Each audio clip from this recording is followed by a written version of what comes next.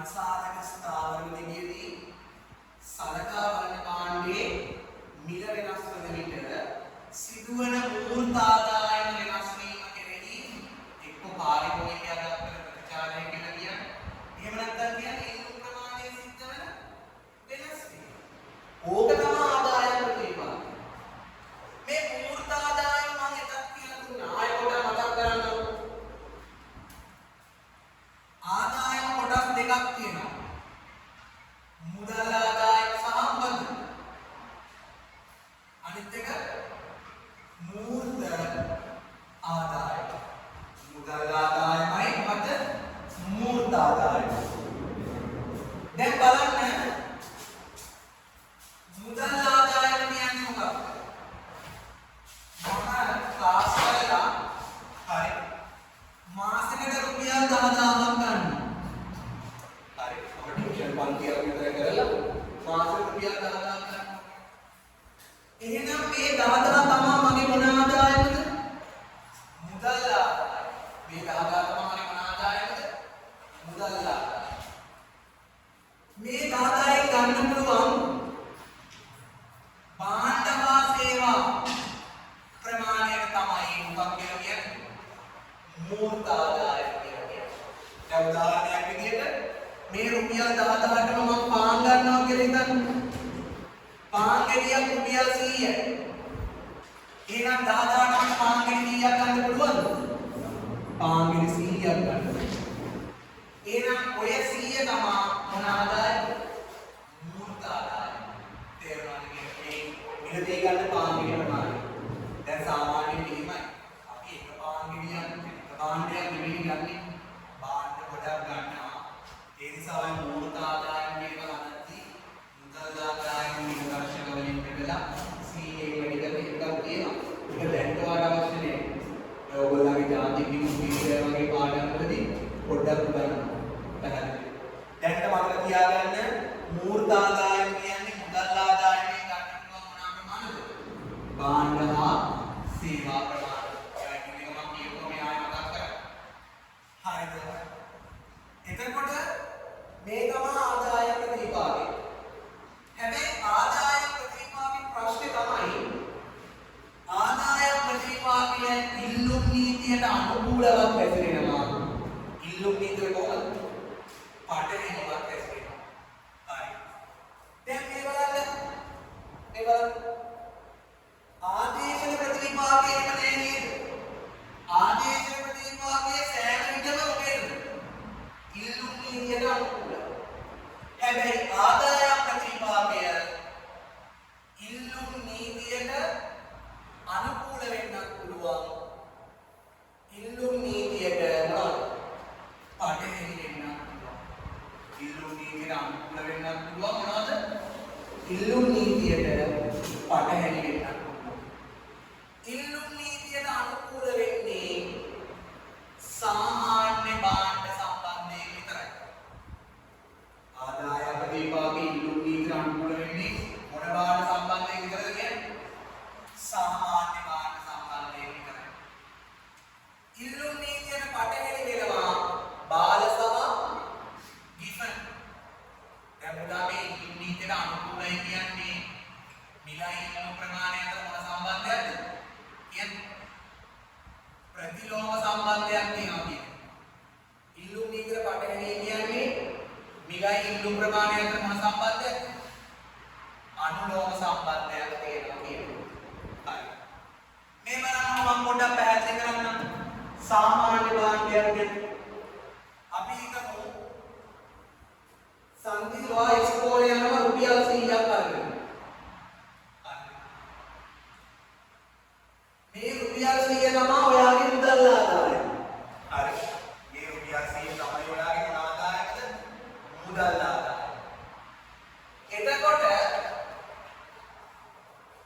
මෙන්න මේ රුපියල් 100ට ඔයා කරන්නේ ඉස්කෝලේ ගිහිල්ලා අයිස්ක්‍රීම් කනවා. හරි. ඔයා කරන්නේ ඉස්කෝලේ ගිහිල්ලා අයිස්ක්‍රීම් කනවා. අයිස්ක්‍රීම් එකක් රුපියල් 20යි ඔයා අයිස්ක්‍රීම් 5ක් කනවා. හරි. අයිස්ක්‍රීම් කීයක් කනවද?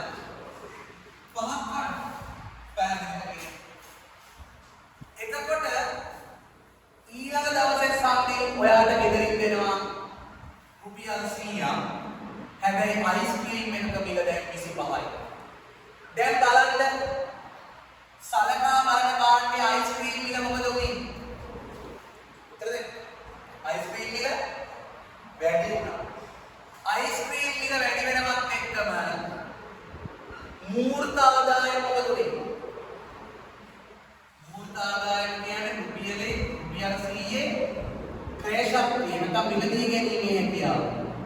කලින් රුපියල් 100කට 5ක් ගන්න පුළුවන් දැන් ගන්න පුළුවන් කීයද?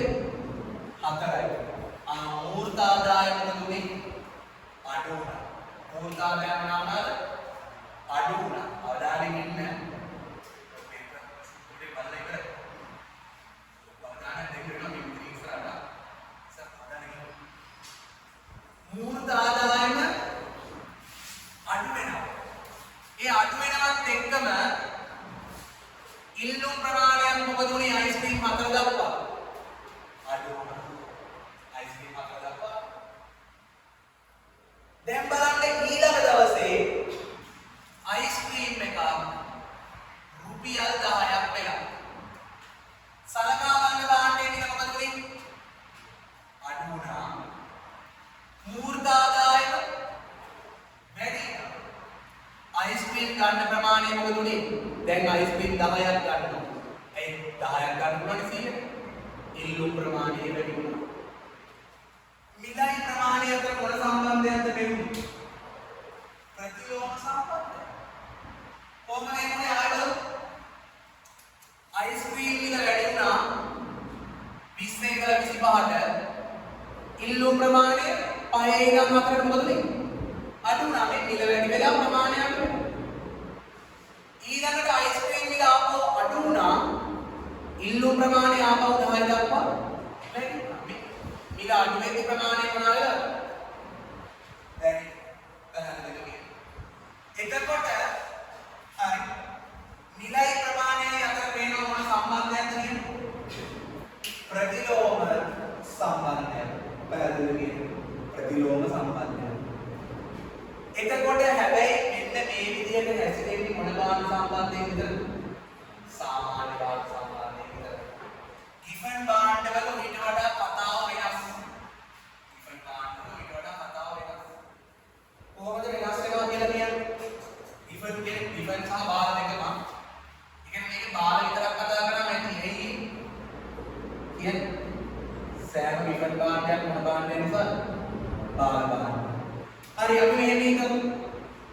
මේ ඉන්නේ සිරිපාල. හරි. එයාගේ ආදායම රුපියල් 1000යි. දවසකට හරි මාසික වයි විතරක් සම්මත. හරි. මෙයාගේ රුපියල් 1000 පාවිච්චි කරලා අපි දානවා බීඩි බොනවා කියලා. මොනවද බොන්නේ? බීඩි බොනවා. දැන් බීඩියක් රුපියල් 10යි. බීඩියක් මේ රුපියල් 10යි. ඉතින් බොනවා බීඩි 100ක්. සතියකට හරි මාසෙකට බීඩි 100ක් බොන්න දෙවිකන්. දැන් එකපාරටම බීඩි එක මිල රුපියලක් වෙනවා. බීඩි මිල කියන්නේ රුපියලක්. මේ බලන්න. සලකා බලන බාණ්ඩයේ මිල මොකද උනේ? බීඩි කියන්නේ සලකා බලන බාණ්ඩය. කියන්නේ මොකක්ද? සලකා බලන බාණ්ඩයේ මිල මොකද උනේ? අඩු වුණා. ඒ අඩු වෙනවත් එක්කම රුපියල් 1000 මූර්ත ආදායම එමෙතන ක්‍රය ශක්තිය මොකද උනේ? වැඩි වුණා. දැන් බීඩියක් රුපියලයි නම් රුපියල් 1000ට බීඩිය ගන්න පුළුවන්. 1000ක් ගන්න පුළුවන්. ඒ කියන්නේ මූර්ත ආදායම වැඩි වුණා. හැබැයි බාල කාණ්ඩයේ විශේෂත්වය තමයි දැන් බීඩි ගන්න ප්‍රමාණය 50 දක්වා අඩු කරනවා. බීඩි ප්‍රමාණය ඊළඟ අඩු කරනවා 50. ඒකට හේතුවක් විදිහට මෙතනදී අපි කියන්නේ අර අපේ ක්‍රය ශක්තිය වැඩි වෙනවනේ. බීඩියෙන් රුපියල් දක්වා අඩු වෙනකොට අපේ ක්‍රය ශක්තිය මොකද වෙන්නේ? වැඩි වෙනවා. ක්‍රය ශක්තිය වැඩි වෙනකොට අපි බීඩි රුපියල් 50කට ගන්නවා. ඇයි බීඩියක් රුපියලයි නම් බීඩි 50ක් ගන්න කියනම කියන ළමයි යන්නේ රුපියල් 50. ඉතුරු වෙනවා කීයද? 950. ඒ 950ට මොනවා සිගරට් පොළ. තේරෙනවද? අපි උන්ට සිගරට් පොළ රුපියල් 50ක් කියලා. ඒනම් සිගරට් පොළ පුළුවන් 19. 950ට රුපියල් 50 ගන්න සිගරට් 19ක් පොළ. ඒ කියන්නේ දැන් සිරිපාල බලනවා බීඩි 50කුයි සිගරට් 19කුයි කිව්වනම් තේරෙනවද? ඔව් කොහොමද කියන්නේ කොහොමද? දැන් බලන්න අපි කතා කරන්නේ බීඩි ඉල්ලුම් ප්‍රමාණය. බීඩි ඉල්ලුම් ප්‍රමාණය මොකද උනේ?